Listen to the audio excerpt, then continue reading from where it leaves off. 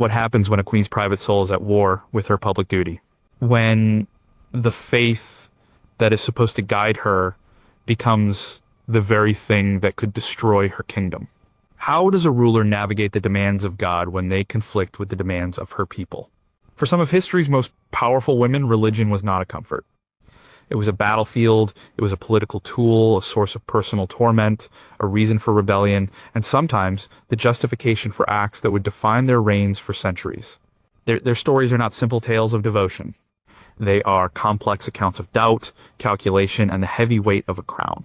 Number 17, did a pharaoh need to become a god to rule? Hatshepsut ruled Egypt for over 20 years, a feat almost unheard of for a woman. She oversaw a period of immense prosperity and architectural achievement, with more construction projects than any pharaoh before her except for Ramesses the Great. Yet, to secure her throne, she had to erase her identity as a woman in public monuments, often being depicted with a male body and a false beard.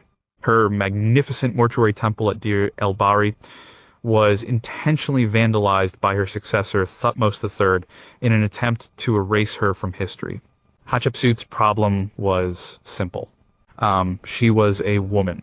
In ancient Egypt, the pharaoh was not just a king, he was the living embodiment of the god Horus, the intermediary between the gods and humanity. The role was fundamentally male. When her husband Thutmose II died, the heir was his young son, Thutmose III, born to a lesser wife. Hatshepsut was named regent, a common enough role for a queen mother. But Hatshepsut wanted more. She wanted the full power of a pharaoh. To do this, she needed to convince an entire civilization that her rule was divinely ordained. This was not a matter of simple belief. It was a complex political and religious campaign. She couldn't just say she was a devout follower of the gods. She had to become one of them.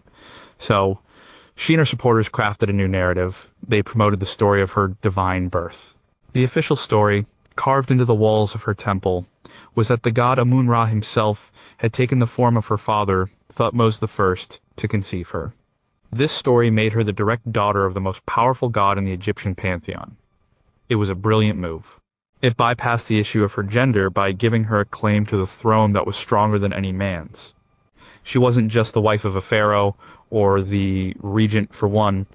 She was the chosen offspring of a god. Her reign was a masterclass in using religion as statecraft.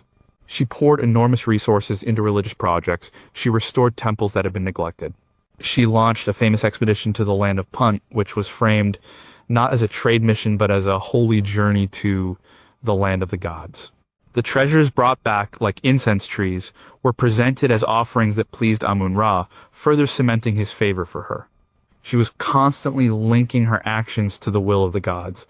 Every building project, every policy was presented as a fulfillment of divine command.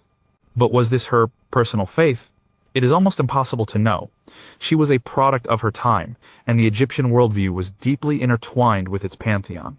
She likely believed in the gods she honored, but her relationship with religion was not one of private, quiet devotion. It was an active, strategic partnership. She used the power of the gods to legitimize her own. She performed all the required rituals, of course. She acted as the high priest for the nation, just as a male pharaoh would have, but the constant need to prove her legitimacy, to overcome the obstacle of her gender, meant that religion was her primary tool of power. Her most complicated relationship was not with any one god, but with the very religious system that said she should not be in charge. She had to bend its rules and rewrite its stories to make a place for herself. In the end, her successor tried to erase that place, but the stones of her temple still tell the story of a woman who used religion to become a king. Number 16, was she a goddess, a politician, or both? Cleopatra VII was the last active ruler of the Ptolemaic kingdom of Egypt. She spoke at least 9 languages, a rare skill among Ptolemaic rulers who often only spoke Greek. She was the only member of her dynasty to learn the Egyptian language. Instead of a great beauty, Roman coins depict her with a prominent nose and a strong chin, suggesting her power came from intellect and charisma, not looks. She directly controlled a vast economy, including Egypt's grain production, which was the breadbasket of the Roman world. Cleopatra's relationship with religion was a brilliant performance of political necessity. She ruled a kingdom with two distinct cultures.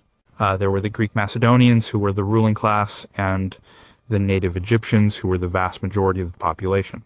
To hold this diverse kingdom together, she had to be a queen to both. Religion was the key. For the Egyptians, she presented herself as the reincarnation of the goddess Isis. Isis was a powerful and beloved figure, a mother goddess who represented the ideal wife and protector. And Cleopatra embraced this role completely. She participated in Egyptian religious festivals dressed in the robes of Isis and was referred to as the new Isis. This was not just a title, it was a claim to divinity that resonated deeply with her Egyptian subjects. It connected her to their ancient traditions and positioned her as a legitimate pharaoh, not just a foreign Greek ruler.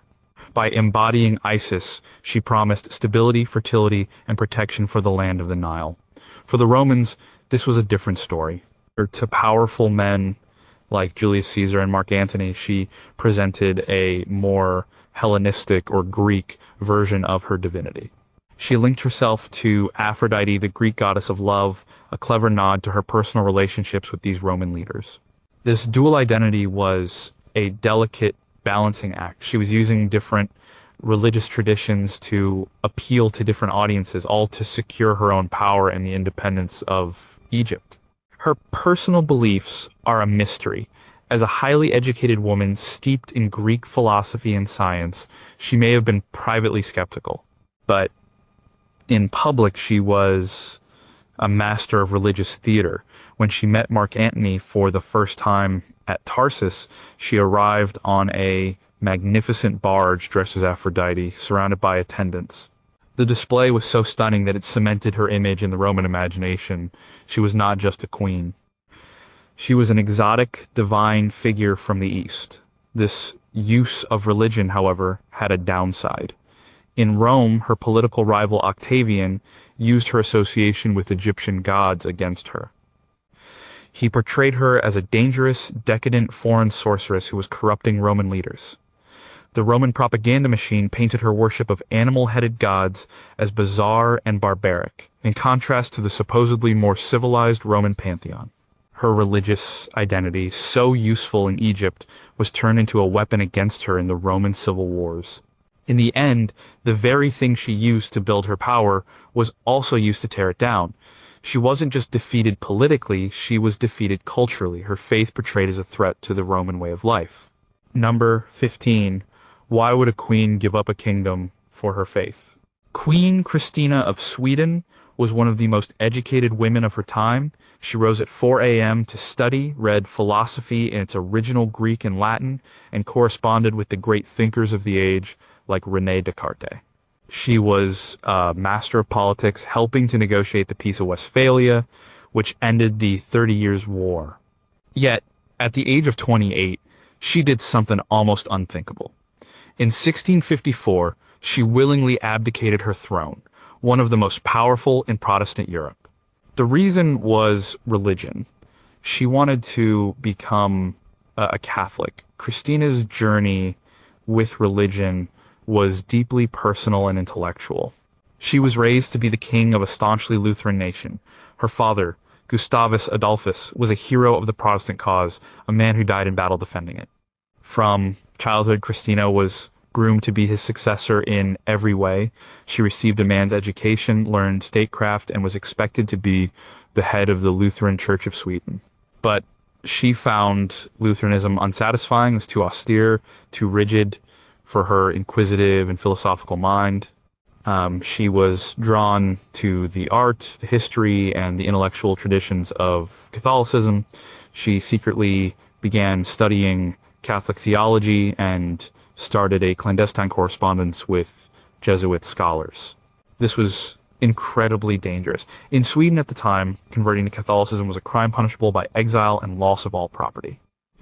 For the queen to even consider, it was treason. Her internal conflict must have been immense. Her duty was to her country and to the faith her father had died for. Her personal soul, however, was pulling her in a completely different direction. She felt that she could not be a good ruler while living a lie. If she remained on the throne, she would have to enforce laws against the very faith she was beginning to embrace. She couldn't be the head of the Lutheran Church while secretly longing to be a member of the Catholic one.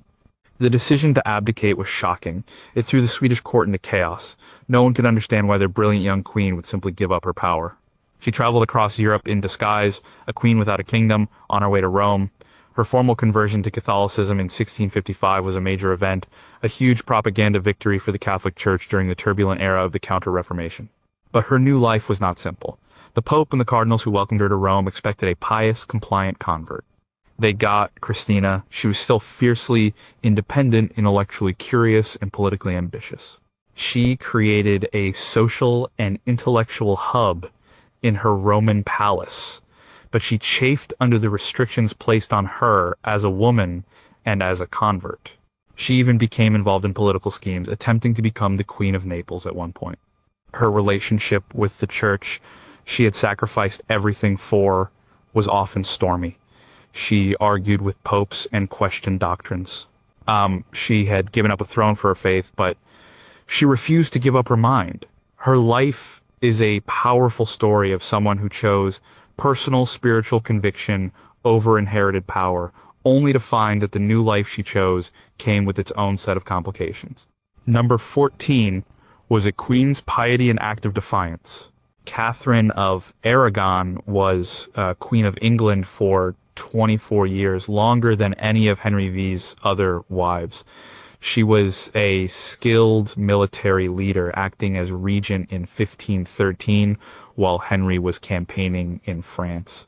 During that time, she oversaw the English army at the Battle of Flodden, a decisive victory over the Scots. She was also a great patron of education, particularly for women. Despite her deep piety, she was the daughter of Isabella III of Castile, one of history's most formidable and religiously fervent rulers. Catherine's relationship with her Catholic faith was the bedrock of her identity. It was her strength, her comfort, and ultimately the cause of her downfall. She was raised in the intensely Catholic court of Spain, and her devotion was absolute and unwavering. When she came to England to marry Prince Arthur, and later his brother Henry, she saw herself not just as a queen, but as a defender of the faith in her new home. For 2 decades, her piety was seen as a virtue. She was a popular queen, known for her charity and her devout nature. The problem began with a single overriding issue: she did not produce a male heir. After numerous pregnancies, only one child, a daughter named Mary, survived infancy. Henry V became convinced that his marriage was cursed by God. He found a passage in the book of Leviticus that he claimed forbade a man from marrying his brother's widow. He believed this was the reason he had no son. This is where Catherine's faith became an act of defiance. Henry wanted an annulment. He wanted the Pope to declare that their marriage had never been valid.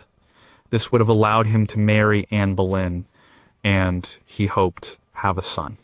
For Catherine, this was impossible. Her marriage was a holy sacrament blessed by God and a previous pope. To accept an annulment would be to admit she had lived in sin for over 20 years. It would also make her beloved daughter, Mary, illegitimate. Her faith gave her the courage to resist one of the most powerful and ruthless kings in English history. She refused to be cast aside quietly. She argued her case with theological precision, stating that her first marriage to Arthur was never consummated, a fact that invalidated the Levitical argument. She appealed directly to the Pope, using her considerable influence as the aunt of the Holy Roman Emperor, Charles V, to stall the proceedings. Her stand was not just personal. It was a defense of the sacrament of marriage and the authority of the Pope. She saw Henry's desire for an annulment as a spiritual error, a path that would lead him and his kingdom away from the true church.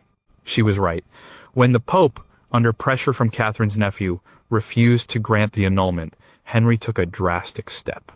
He broke with the Roman Catholic Church, declared himself the supreme head of the Church of England, and had his own archbishop grant the annulment.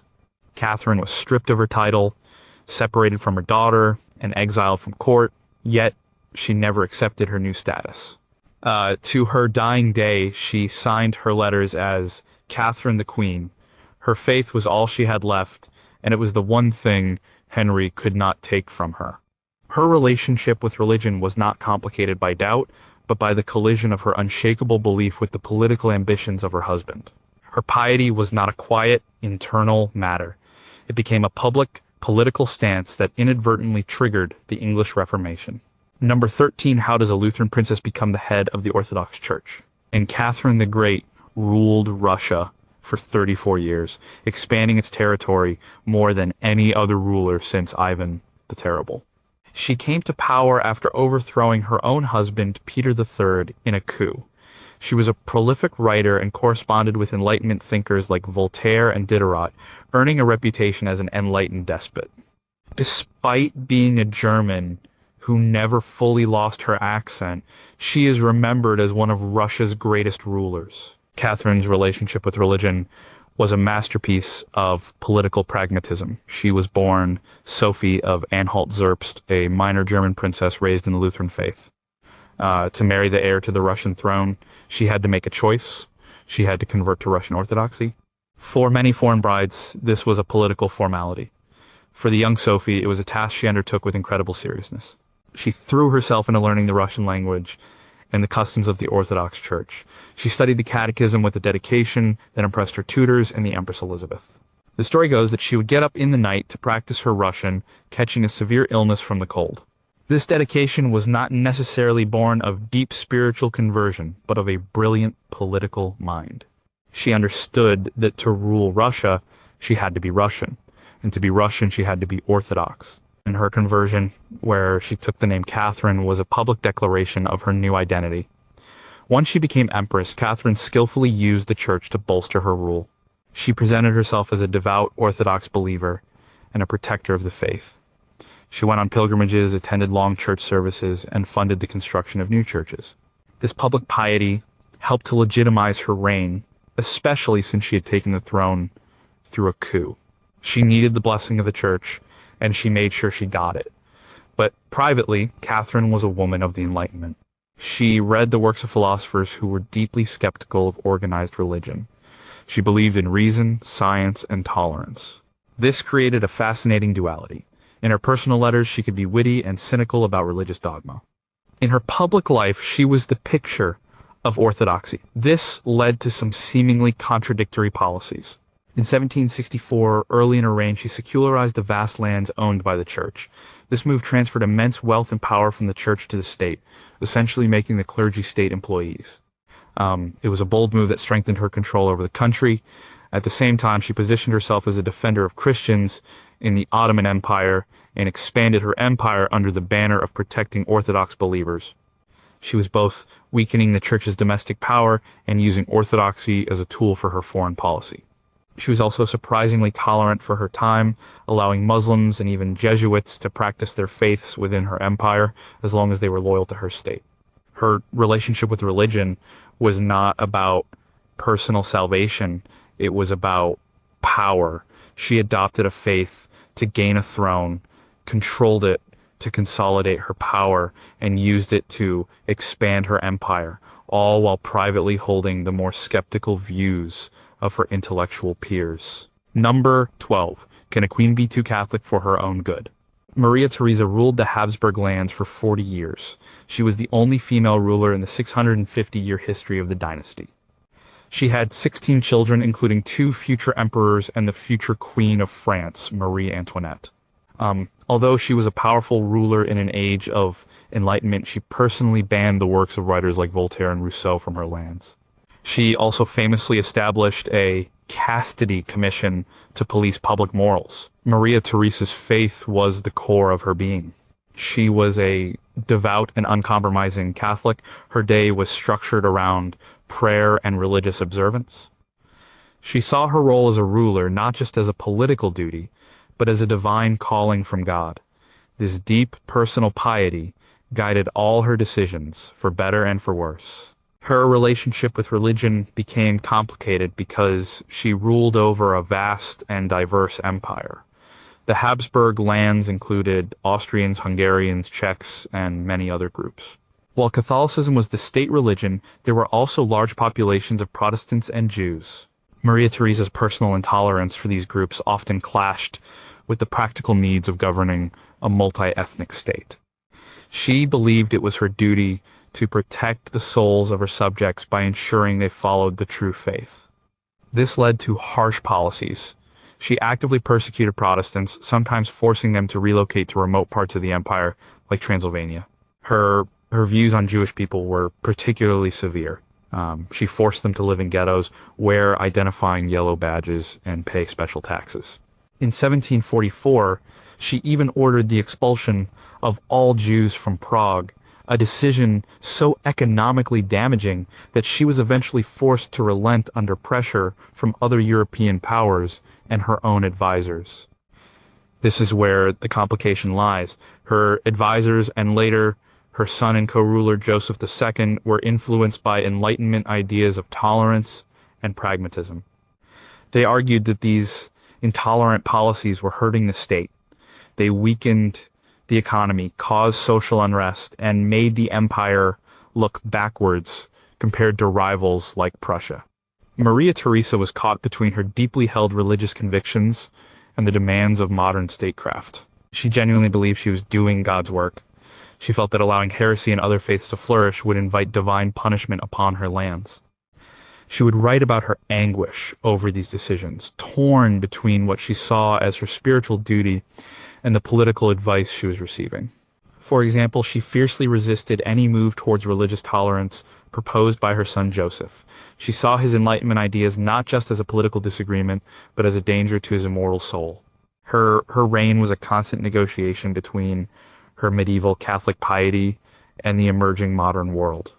She brought about major reforms in the military, education, and the economy, showing she could be a pragmatic and forward-thinking ruler. But when it came to religion, she was unyielding. Her faith was her greatest source of personal strength and moral certainty, but it was also the source of some of her most oppressive and damaging policies. She was a mother to her people, but a stern and unforgiving one when it came to matters of faith. Number 11, was her religion a crime or an excuse? Juana of Castile was the daughter of the famous Catholic monarchs Isabella I and Ferdinand II. Through a series of family tragedies, she became the heir to the massive Spanish Empire, one of the largest in the world. She was married to Philip the Handsome of the Habsburg dynasty and was the mother of 2 future emperors and 4 future queens. Despite this incredible lineage, she spent the last 46 years of her life confined to a palace in Tordesillas, a prisoner of her own family. She is known to history as Juana la Loca, or Juana the Mad. Juana's relationship with religion is at the heart of the debate about her sanity. The official story, promoted by her father, her husband, and later her son, was that she was mentally unstable. But the evidence is complex. A key part of the case against her involved her alleged religious laxity. From a young age, Juana showed signs of what her mother, the intensely pious Isabella, considered religious skepticism. She was not as diligent in her prayers and seemed to question some aspects of the faith. In the highly charged religious atmosphere of the Spanish court, which had just expelled its Jewish population and was running the Inquisition, any deviation from strict Catholic orthodoxy was viewed with alarm. Her mother worried constantly about the state of Juana's soul. When Juana married Philip and moved to his court in Flanders, she entered a more cosmopolitan and less rigid religious environment. This seemed to suit her, but when she returned to Spain, her behavior was seen as increasingly erratic. Her husband Philip wanted to rule Castile himself. He began to spread rumors of her madness. A key piece of his evidence was her supposed lack of piety. He and his supporters claimed she refused to attend Mass and showed disrespect for religious rites. After Philip's early death, Juana's behavior became more unusual. She famously traveled with his coffin for months, refusing to be separated from his body. This was portrayed as a sign of a disturbed mind, a morbid obsession. Her father, Ferdinand, then took control of Castile as regent. He too needed to keep Juana out of power. He continued to build the case for her insanity, and religion was again a central theme. He confined her to the palace at Tordesillas, and the reports from her caretakers often mentioned her religious failings. They claimed she was a heretic who spoke against the church. But was she truly a heretic, or was this an excuse to keep a politically inconvenient queen under lock and key? Some historians now argue that Juana may have been suffering from depression, but that her supposed madness was greatly exaggerated for political gain. The accusations of heresy were a powerful tool. In a country run by the Inquisition, a ruler suspected of not being a true Catholic could not be allowed to rule. Her own son, Charles V, kept her imprisoned for the rest of her life, even after he became king.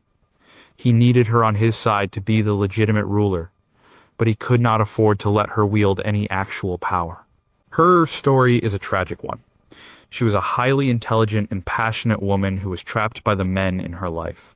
Her personal relationship with faith, which may have been more questioning and private than her family demanded, was used as a weapon to strip her of her power, her freedom, and ultimately her identity.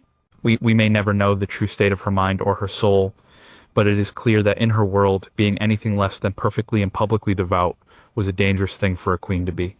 Number 10, did doubt in God weaken her crown? Isabel of Bavaria became Queen of France when she married King Charles VI in 1385. Her life was marked by incredible luxury and immense tragedy. She lived through a period of devastating civil war and the 100 Years' War with England. Her husband, the king, suffered from severe bouts of mental illness during which he would not recognize her and could become violent. She was accused of everything from lavish spending to treason, and her reputation in French history has been controversial for centuries. Isabeau's relationship with religion was complicated by the chaos of her era. She lived during the Western Schism, a time when the Catholic Church was split, with 2 and later 3 rival popes claiming authority. This division at the very top of the church created a sense of spiritual crisis across Europe. For a queen, whose authority was supposed to be granted by God, a divided church meant a weakened foundation for her own power. Her personal piety was constantly questioned by her enemies. In a time of suffering and war, the population looked for someone to blame. The foreign-born queen was an easy target. She was from Bavaria, and her lavish court and expensive tastes were contrasted with the misery of the common people. Her critics painted her as a godless, immoral woman who was draining the kingdom's resources. They whispered that her husband's madness was a punishment from God for her sins. These accusations were politically motivated, designed to undermine her authority as she tried to navigate the complex politics of a kingdom with a mentally ill king. She was caught between warring factions of French nobles, the Burgundians, and the Armagnacs, who were tearing the country apart. Each side used religious rhetoric to justify their actions and to condemn their opponents. Isabeau, trying to hold the center, was often accused of faithlessness by both. Her actions did not always help her case. She was a political pragmatist, willing to make alliances and compromises to try and secure the future for her children. This often meant dealing with people her enemies considered to be wicked or ungodly. Her most controversial act was signing the Treaty of Troyes in 1420. This treaty disinherited her own son, the Dauphin Charles, and named Henry V of England as the heir to the French throne. To her critics, this was the ultimate betrayal, an unholy alliance that went against God's plan for France. But Isabeau may have seen it differently. The country was in ruins after decades of civil war. The Dauphin's faction was seen by many as corrupt and ineffective. She may have believed that an alliance with England was the only way to bring peace and stability. It was a desperate political calculation, not necessarily an act of religious betrayal. Her personal faith is hard to gauge. She was a patron of religious art and made donations to monasteries, as was expected of a queen. But the constant turmoil of her life seems to have made her a realist. Her relationship with religion appears to have been more practical than spiritual. The church was a political player, a source of authority to be managed, but its internal divisions made it an unreliable ally. In an age where faith was supposed to be an anchor, Isabeau found herself in a storm where even the spiritual foundations of her world were shifting and uncertain. She had to rely on her own political instincts, which left her vulnerable to accusations of being a godless queen. Number 9 was a queen's life defined by one religious choice. Anne Boleyn's life was one of the most consequential in English history. She was Queen of England for only about 1,000 days. Her execution on charges of treason was unprecedented for an English queen. She was the mother of Elizabeth I, one of England's greatest monarchs. More than any other single person, her ambition and her relationship with King Henry V were the catalyst for the English Reformation. Anne's relationship with religion is a subject of intense debate. Was she a devout Protestant reformer who wanted to purify the English church, or was she a political opportunist who used religious ideas to get what she wanted, the crown? The truth is, likely somewhere in between. Anne was exposed to reformist religious ideas during her time in the French court, which was a hub of Renaissance humanism and new theological thinking.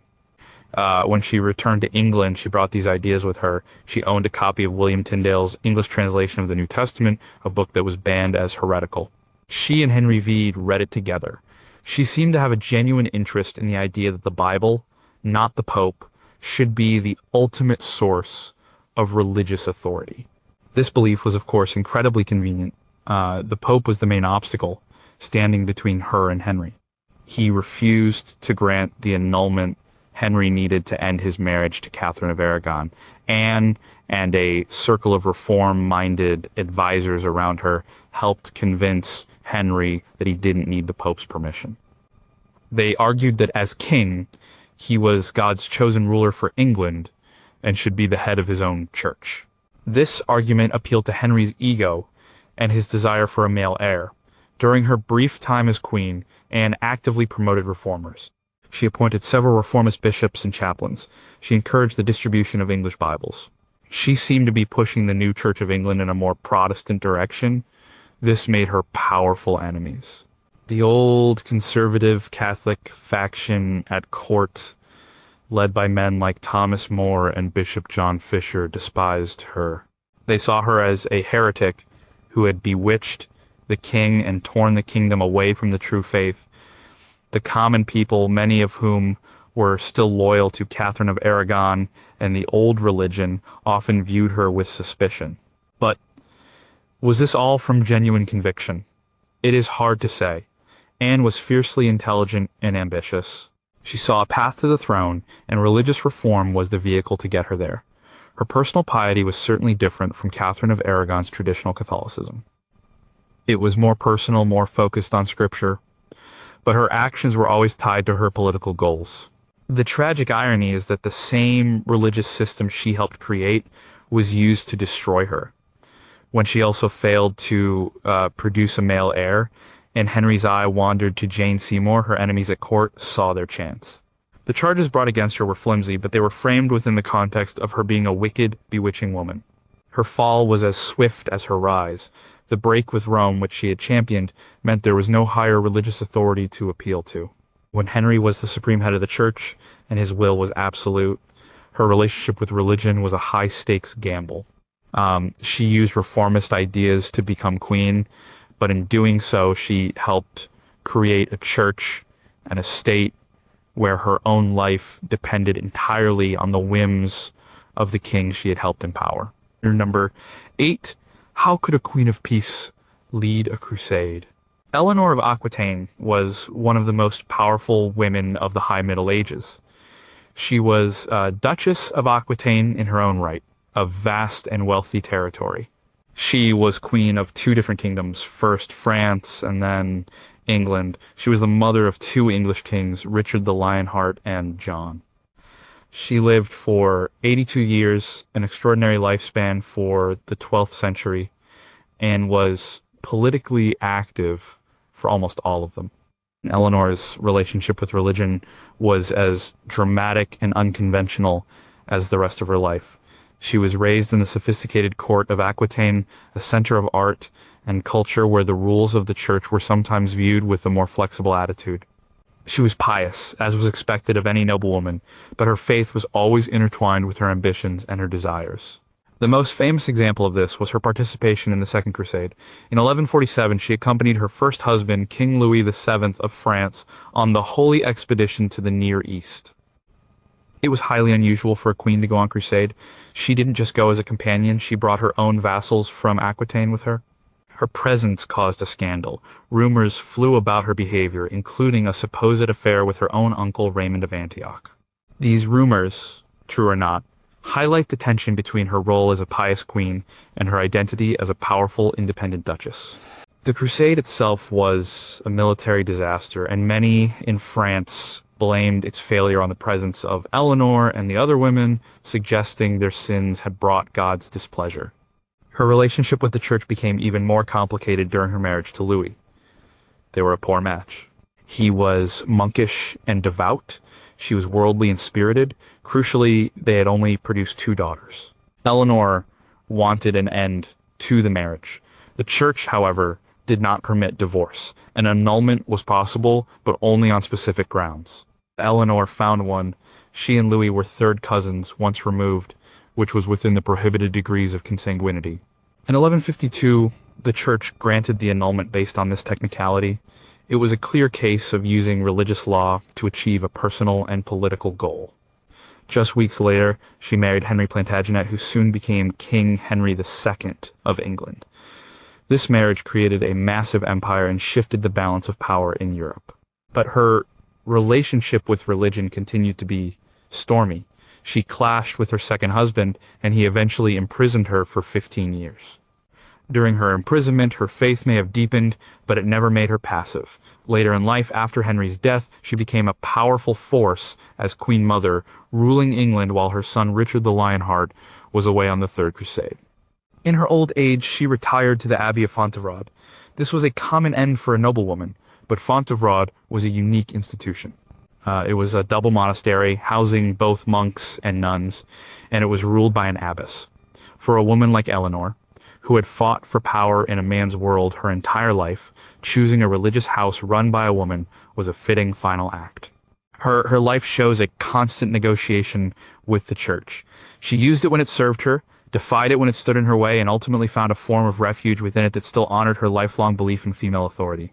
Number 7 was pragmatism, a betrayal of faith. Catherine de' Medici was Queen of France, and for many years, the most powerful person in the kingdom. She was the mother of 3 French kings. She came to France from Italy as a teenager to marry the future King Henry II. As a foreigner and a Medici, a family known for its banking and political cunning, she was often viewed with suspicion by the French nobility. Her life's work was to preserve the French monarchy for her sons during one of the most violent and chaotic periods in the nation's history, the French Wars of Religion.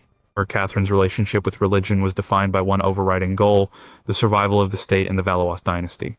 She was a Catholic, but she ruled a kingdom that was being torn apart by conflict between Catholics and Protestant Huguenots. Her approach was not one of religious fanaticism, but of relentless and often ruthless pragmatism. This made her a complicated and controversial figure for both sides. For much of her regency, she tried to find a middle path.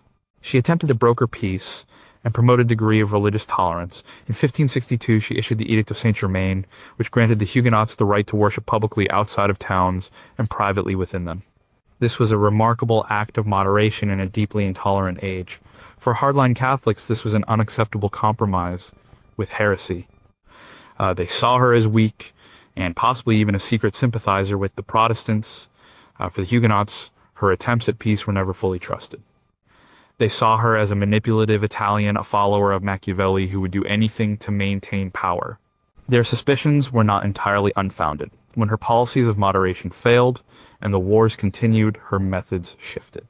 The most infamous event of her life was the St. Bartholomew's Day massacre in 1572. After years of civil war, Catherine had arranged a marriage between her daughter, Marguerite, and the Huguenot leader, Henry of Navarre. This was meant to be a great act of reconciliation. Thousands of Huguenots came to Catholic Paris for the wedding. A few days later, after a failed assassination attempt on a Huguenot leader, the situation exploded. What started as a targeted strike against the Huguenot leadership turned into a city-wide massacre that spread to other parts of France. Catherine's exact role is still debated by historians. Did she order the massacre, or did she simply approve a preemptive strike against Huguenot leaders she feared were plotting a coup, only to have the violence spiral out of control? Whatever The truth, the event forever, stained her reputation. For Protestants, she became a bloodthirsty monster, the wicked Jezebel. For many Catholics at the time, however, the massacre was seen as a righteous act, a divine judgment against heretics. Her entire life was a balancing act. She was a Catholic queen who tried to make peace with Protestants. She was a peacemaker who became associated with a horrific massacre. Was she a religious fanatic? Unlikely. Her primary religion seems to have been the preservation of the French crown. She used religion as a tool, promoting tolerance when she thought it would bring stability, and using force when she felt it was necessary to eliminate a threat. This pragmatic political approach to faith meant that she was never fully trusted by anyone, and it has made her one of history's most enigmatic and debated rulers. Number 6. Could a queen's conviction tear a nation apart? Mary, Queen of Scots, was one of the most tragic figures in royal history. She became Queen of Scotland when she was just 6 days old. She was briefly Queen of France. She had a strong claim to the English throne, which ultimately led to her downfall. She spent the last 19 years of her life as a prisoner in England. Her story is a dramatic tale of politics, passion, and above all, religion. Mary's relationship with her Catholic faith was the central defining conflict of her life. She was a devout Catholic who, in 1561, returned to rule a country, Scotland, that had officially become Protestant in her absence. The fiery Protestant reformer John Knox had been preaching across the land, and the Scottish nobility had embraced the new faith. From the moment she stepped ashore, her religion made her an outsider in her own kingdom. She tried to be pragmatic at first. She did not try to reimpose Catholicism on the country. She allowed the new Protestant church to stand, and she chose Protestant advisors. All she asked was for the freedom to practice her own faith in private, but even this was seen as a threat. John Knox famously preached against her, calling the private mass in her royal chapel more fearful than if 10,000 armed enemies were landed in any part of the realm. For Knox and the radical Protestants, there could be no compromise with what they saw as idolatry. A Catholic monarch was, by definition, an enemy of God. Her faith also had major political implications. As the Catholic great-niece of Henry V, she was seen by many Catholics in Europe and in England as the rightful Queen of England, not the Protestant Elizabeth II. This made her a living threat to her English cousin. Her very existence was a magnet for Catholic plots against Elizabeth. Mary's personal life became entangled with these religious and political tensions. Her marriage choices were disastrous. Her second husband, Lord Darnley, was a fellow Catholic with his own claim to the English throne, but their marriage was a turbulent failure. After his mysterious murder, she quickly married the Earl of Bothwell, the man widely suspected of the crime. This was a political catastrophe. It turned the Scottish nobility against her. To them, it confirmed everything the reformers had said: she was an immoral, untrustworthy ruler. The Scottish lords rebelled, and Mary was forced to abdicate her throne in favor of her infant son, James. She eventually fled to England, seeking the protection of her cousin Elizabeth. It was a fatal mistake. Elizabeth could not let her go. A free Mary, either in Scotland or on the continent, was too dangerous. She was the focus of too many Catholic hopes and conspiracies, so Elizabeth kept her under house arrest. For 19 years, Mary was a queen in name only, a prisoner moved from castle to castle. Throughout her long imprisonment, her Catholic faith was her greatest comfort and her ultimate political identity. She became a martyr figure for the Catholic cause. She was involved in several plots to overthrow Elizabeth, which were discovered by Elizabeth's spymaster. Finally, after a plot to assassinate Elizabeth was uncovered, Mary was put on trial. She was found guilty of treason and sentenced to death. Her execution in 1587 turned her from a failed queen into a Catholic martyr. Her relationship with religion was not complicated by doubt, but by circumstance. She was a Catholic queen in a Protestant time, and the collision of her personal faith with the political realities of her era defined her life and led to her tragic end. Number 5. How did a private faith shape a public empire? Queen Victoria reigned for 63 years, a period of immense industrial, cultural, and imperial expansion known as the Victorian era. She was the head of the Church of England, a role that required her to be the public face of Anglicanism. She was seen as the embodiment of traditional morality and religious propriety, yet her personal relationship with faith was far more complex and private than her public image suggested. Victoria's faith was deeply personal and sincere, but it was not always strictly orthodox. She had a simple, direct belief in God, but she was often impatient with complex theology and the rituals of the church. Her husband, Prince Albert, a German Lutheran, had a profound influence on her. He was more intellectual and liberal in his religious views. He encouraged a more tolerant, less dogmatic approach to Christianity, and Victoria absorbed many of his ideas.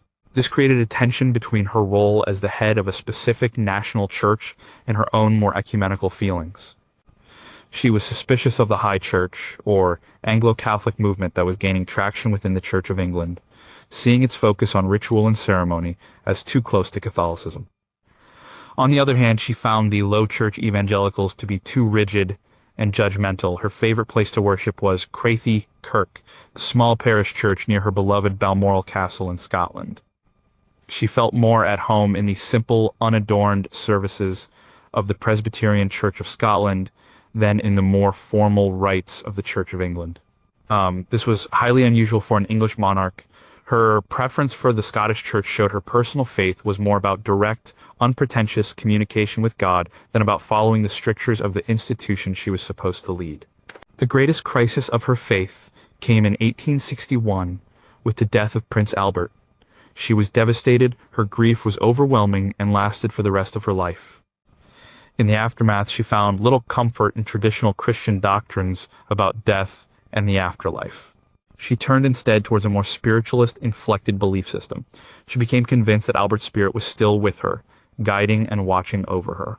She held seances and sought contact with him through mediums, a practice that was popular at the time but viewed with deep suspicion by the church. This private spiritualism was a world away from her public role as the sober defender of the Anglican faith. It reveals a woman grappling with profound loss and seeking solace in ways that went beyond the boundaries of conventional religion. Her relationship with religion was a quiet, internal journey. Publicly, she performed her duties as head of the church perfectly. She appointed bishops, attended services, and upheld the moral tone expected of her. But privately, her faith was a more personal, emotional, and even unconventional mixture of simple piety, intellectual liberalism, and spiritualist curiosity. It was the faith of a woman, not just a queen, trying to make sense of her life, her love, and her loss. Number 4 was compromise a sign of weakness or strength. Elizabeth, I ruled England for 45 years, a period often called England's Golden Age. She inherited a kingdom deeply divided by religion. Her father, Henry V, had broken with Rome. Her half-brother, Edward VI, had pushed the country towards a radical form of Protestantism. Her half-sister, Mary Ely, had violently tried to return the nation to Catholicism. When Elizabeth came to the throne in 1558, England was on the brink of religious civil war. Her own religious beliefs were a subject of intense speculation and debate. Elizabeth's relationship with religion was, above all, political. Her primary goal was not to save souls, but to save her kingdom. She needed to find a religious solution that would bring peace and stability. The result was the Elizabethan religious settlement of 1559. This was a compromise, a middle way between the extremes of Catholicism and Protestantism. The settlement established the Church of England with the monarch as its supreme governor. This was a slightly softer title than her father's supreme head, a small concession to those who felt a woman could not lead the church. The doctrine of the church was broadly Protestant, but the appearance of the services retained some traditional Catholic elements. The prayer book was carefully worded to be acceptable to as many people as possible.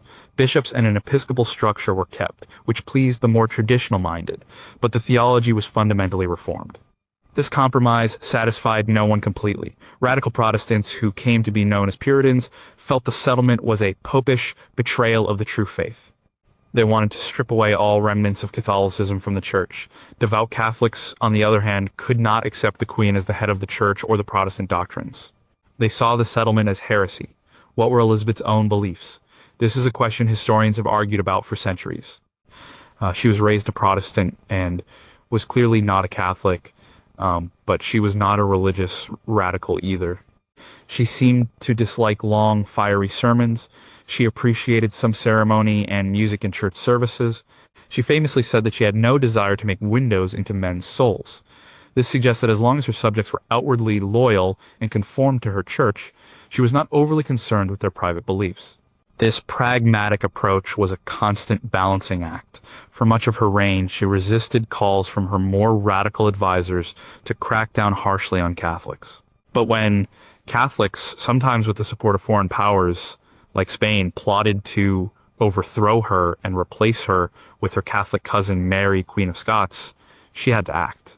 Several plots led to stricter laws against Catholics and the execution of priests, but even then her actions were driven more by the threat of political treason than by religious zeal.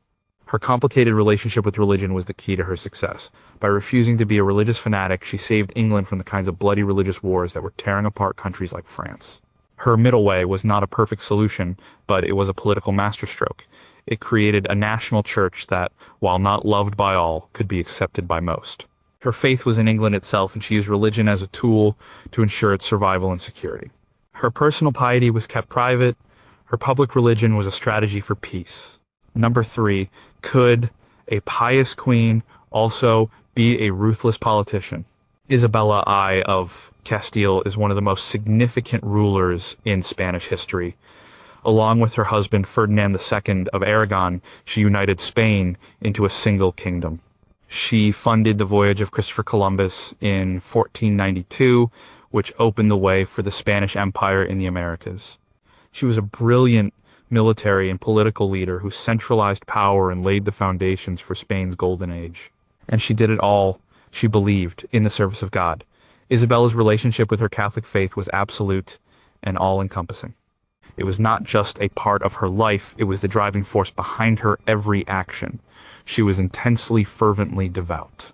She saw herself as a soldier of Christ, tasked with purifying her kingdom and defending the Catholic faith against all its enemies.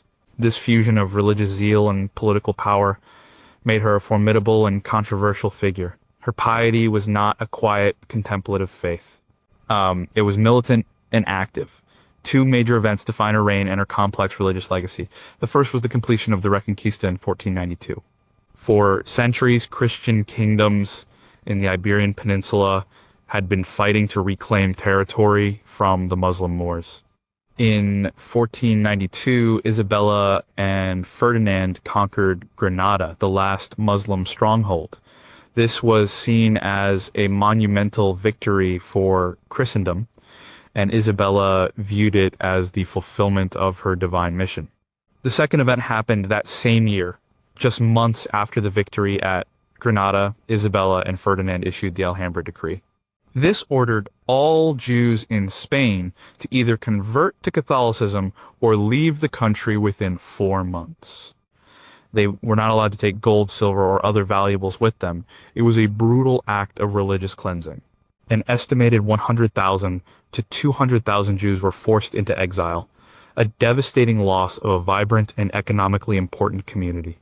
For Isabella, this was a necessary step to create a purely Catholic Spain.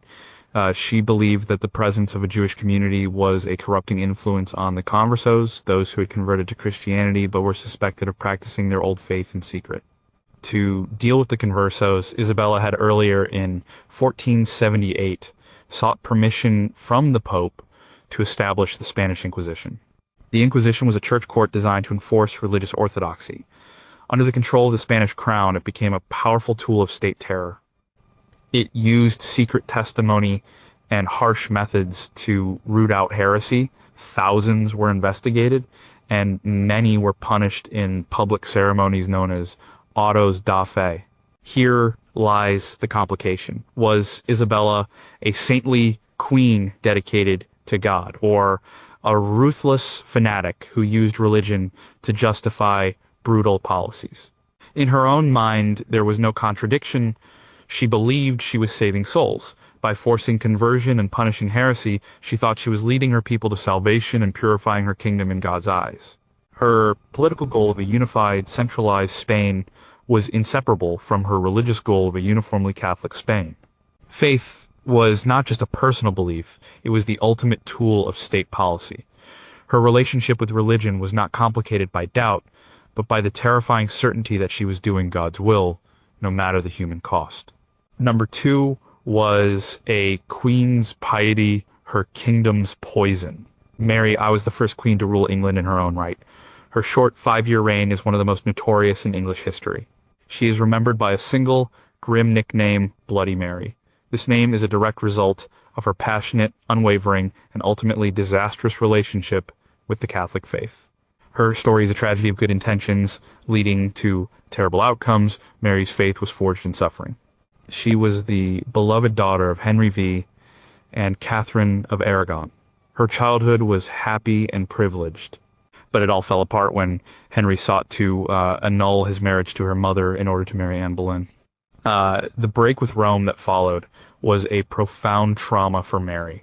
Her father declared her illegitimate, stripped her of her title as princess, and separated her from her mother. She was forced to accept her father as the head of the Church of England, and to deny the authority of the Pope, the very foundation of her faith. She resisted for as long as she could, only giving in under immense pressure and threats. This experience did not break her faith, it made it harder, more resolute. Her Catholicism was fused with a deep sense of personal grievance and a desire to vindicate her mother's memory. When she finally came to the throne in 1553, after the brief reigns of her Protestant half-brother Edward VI and the 9-day queen, Lady Jane Grey, she had one overriding mission: to return England to the one true faith. She believed this was her sacred duty, the reason God had preserved her through all her trials. At first, her accession was popular.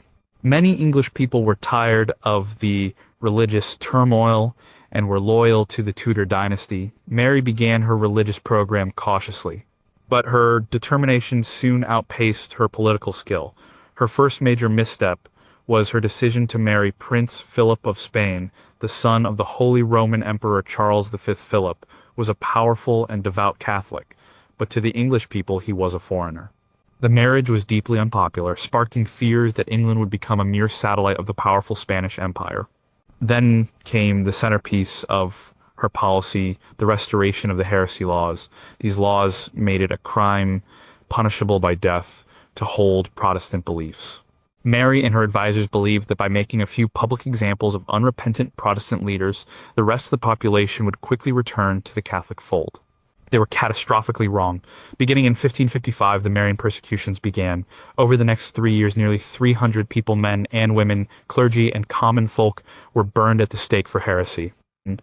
This was a level of religious persecution unprecedented in English history. Mary did not see this as cruelty. She genuinely believed she was being merciful.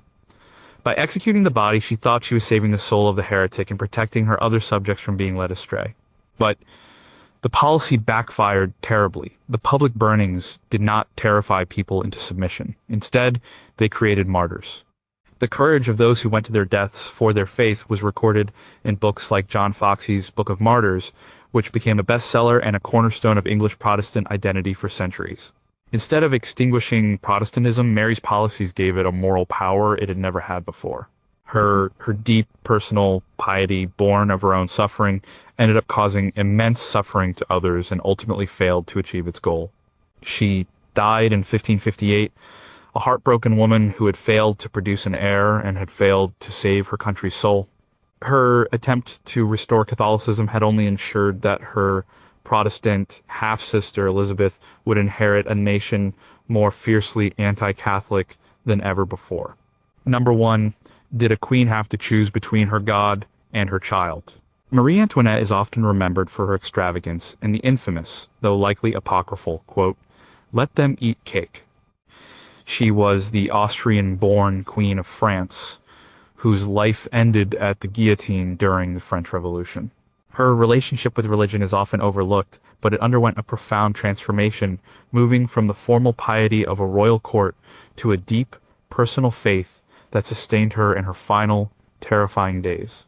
When Marie Antoinette arrived in France, her religion was part of her royal duty.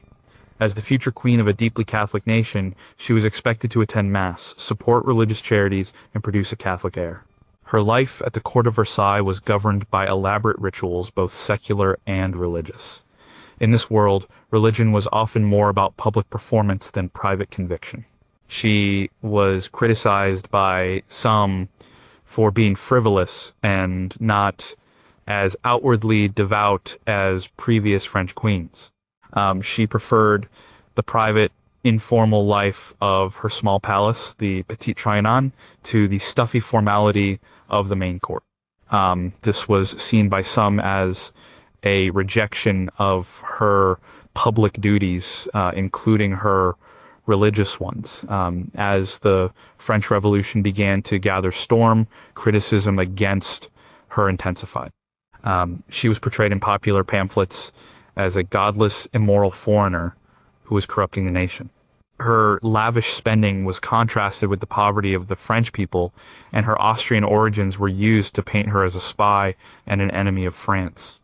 In this hostile environment, her conventional courtly faith offered little defense. The true transformation in her relationship with religion came after the royal family was forced from Versailles and placed under house arrest in Paris in 1789. Stripped of her power and luxury and facing constant danger, her faith became her primary source of strength. The political religion of the state was being replaced by a radical, anti-clerical new order. The revolution turned on the Catholic Church, seizing its lands and persecuting priests who would not swear an oath of loyalty to the new government. For the royal family, practicing their faith became an act of defiance. They had to hear Mass from loyal, nonjuring priests in secret. This is where Marie Antoinette faced an impossible choice, one that centered on her son, the young Louis Charles. After the monarchy was abolished and her husband, King Louis XVI, was executed, she was separated from her children. Her son, who Catholics considered to be King Louis, she was placed in the care of a Revolutionary Guard. The revolutionaries began to indoctrinate him, teaching him revolutionary songs and forcing him to curse his own parents. The most heartbreaking moment came during her trial. The revolutionaries, in a final act of cruelty, brought her son to testify against her. They had coerced the little boy into making terrible, false accusations against his own mother. For Marie Antoinette, this was a moment of ultimate horror. Her son, the future of the Catholic monarchy she believed in, was being used as a tool to condemn her, his soul and mind twisted by the enemies of her faith. In her final days, imprisoned and awaiting her own execution, her letters reveal a deep and profound faith. It was no longer about public ceremony. It was a personal conviction that gave her dignity in the face of death. She wrote to her sister-in-law, "I have just been condemned, not to a shameful death, for it is only so for criminals, but to go and rejoin your brother. I die in the Catholic, Apostolic, and Roman religion." Her relationship with religion had come full circle.